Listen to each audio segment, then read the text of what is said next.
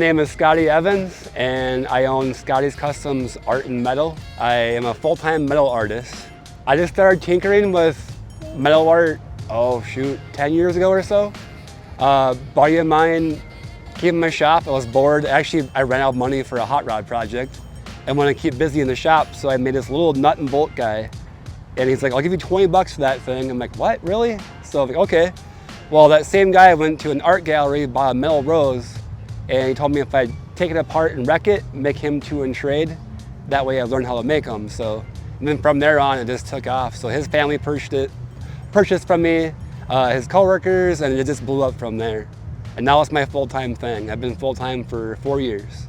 We started traveling all around the country last year, down to Missouri, we've been to Tulsa, Oklahoma, and we just always want to go somewhere new. So we hit up all the larger shows, and everyone's been amazing with support. And yeah, it's fun. Meeting new people is my thing. My lady, Liz, she works the booth. I wander around, network, and drool on all the cool cars and check out the burnouts and all that kind of stuff.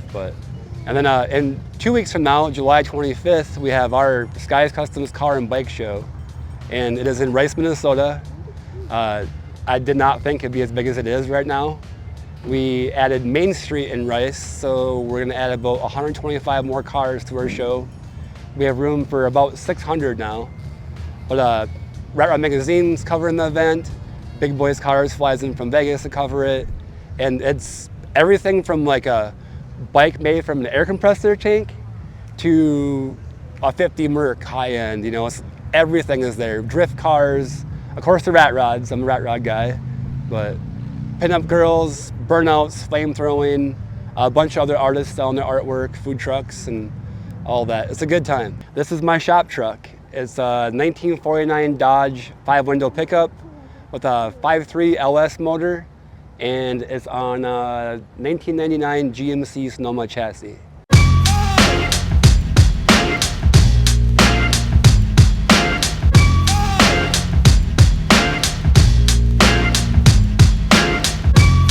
Still a little bit of a work in progress, but where do you want me to start?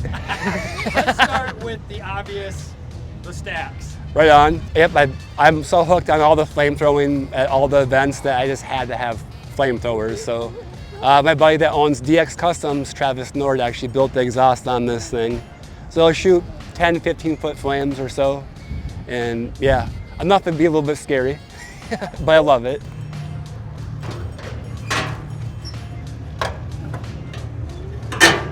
It is bone stock right now. This truck's kind of light, so it's a little bit peppy, but my goal in the future is to twin turbo it. Yeah, don't let my lady hear that.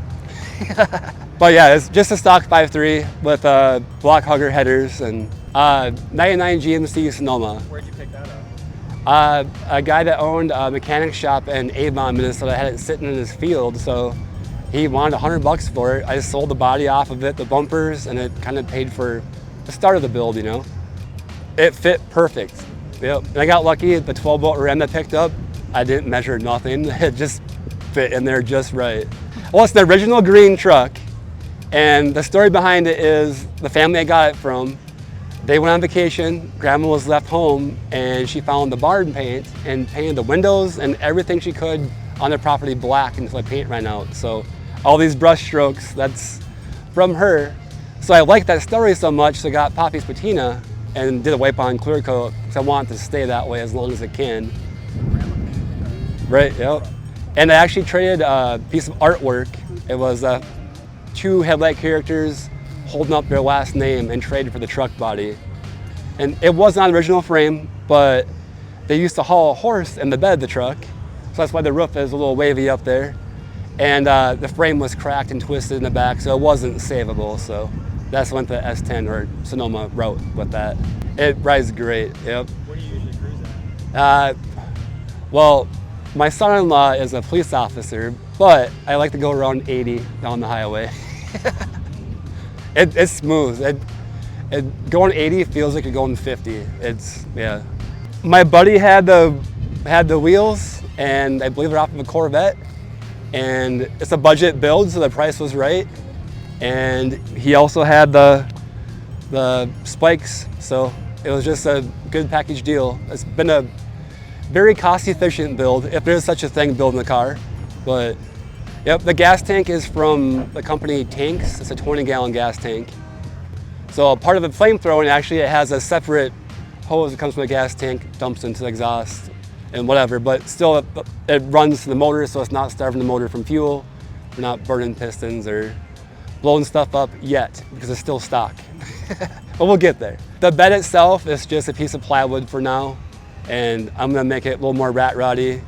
I'm gonna do rails on the sides so I can hold my artwork to shows. I need to toss in some helper bags in the back, so the suspension in the rear is a little bit soft for that right now, but I have a lot of finishing touches that I still want to do. My goal was to get it on the road and just start driving it and enjoying it. And then this winter I'll dive into all the details and make it more my own. We got suicide doors. And my beer choice is PBR, so that's what got the big PBR shifter up there. They're out of, I believe, a Chevy Tahoe. They were just sitting on the side of the road and it said free. I didn't have this truck yet, but I'm like, this is for my future build, you know? Because you never know when you start something, and they fit in there perfect. Nope, I had that on there. And actually today was one of my first test drives in this thing to a car show. And fun story, breakdowns always add to the story. So my inner fender well on this side decided to suck in above the tire when I was pulling in the gas station, so I was about an hour late for the car show today.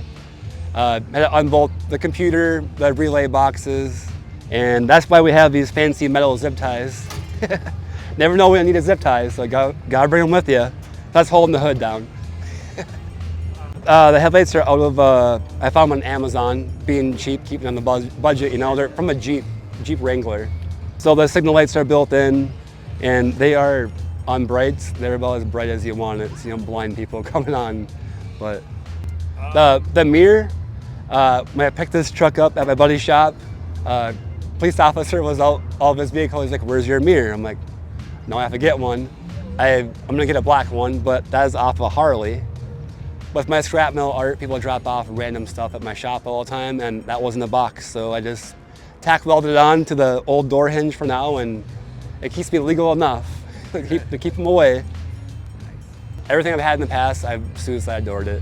So what was the process for that? Another Amazon kit. Yep, it came with the door poppers, the hinges, and with these heavy doors in the old truck, it is a lot of messing around to get them to even close proper, let alone pop open. So it's a little bit of a chore. But we'll see how it goes in the future after it gets some wear and tear, and there'll be a lot of adjusting, I'm sure. Are we gonna put there? Yep. Back to the door poppers. This is definitely making it in the video. Do it. It is just blue collar, and it is an amazing family. I go to a show every year called Rat Stock, and you can go there and not know a single person, and you'll leave there with 300 new friends. It is so much fun. People have their phones out to take pictures of the cars, but no one's sitting there texting, because they're all talking about where everyone's from around the country and whatnot. But I'm also a shiny car guy. I like everything, but my budget is rat rod, shop truck kind of style. Our next project we're doing is actually a 1952 Lincoln Capri, and it's for Liz, my lady. And that one would be a bare metal car, kind of lead sled, in between rat rod, lead sled style.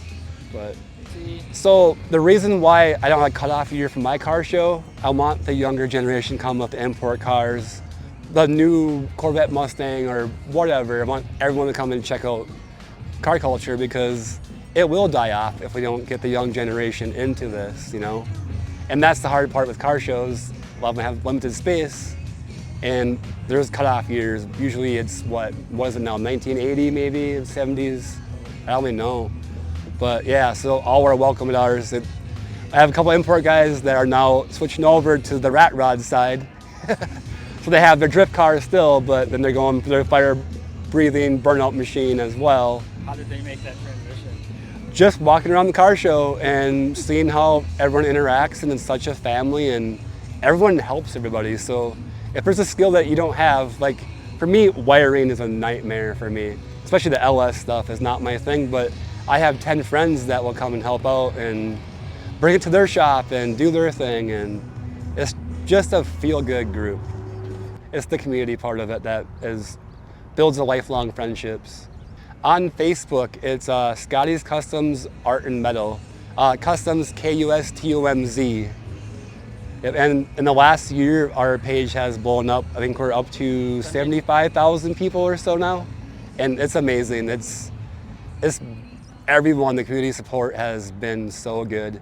So I try and make things from the flowers, butterflies, to middle fingers, very inappropriate, to animals, and I try and touch all the bases, and it keeps the business going as well. And I do ship everything except for my large yard birds, because to crate something up takes time, and if I'm not welding, I'm not really making money, and it's a crazy balance now. So answering messages, responding to comments on the page, shipping stuff, making it, marketing it, it's a hustle, but I will not trade it for anything in the world. I love what I do, so I feel like I'm retired in a way.